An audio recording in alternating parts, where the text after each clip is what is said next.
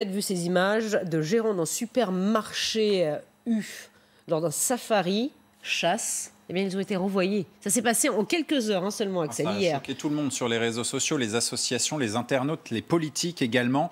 On les voit avec des cadavres de lions, d'hippopotames ou encore de crocodiles. L'enseigne n'a pas tardé à réagir. Effectivement, elle les a évincés de leur supermarché. Alors justement, Benjamin, vous êtes sur ce plateau parce que ce genre d'image, on en a déjà vu. Alors pas en France. Oui. Mais à l'étranger, avec les mêmes conséquences. Ce qui est sûr, c'est que ça ne passe plus.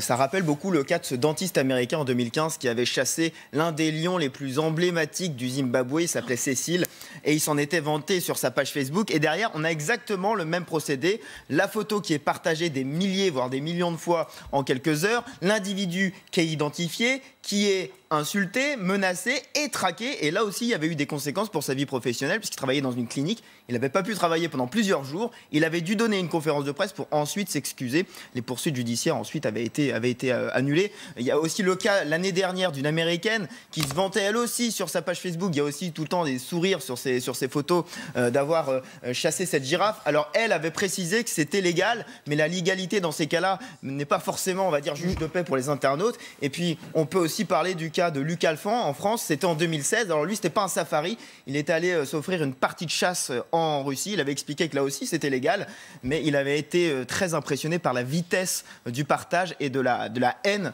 que suscite ce genre de photos. Aujourd'hui, ça ne passe plus et ça va très très vite. Voilà, ça ne passe plus. Ça s'est terminé effectivement par un licenciement du côté de U qui a réagi très vite, Axel. Oui, très vite hier soir par communiqué. Et dès ce matin, le patron de l'enseigne a aussi voulu réagir.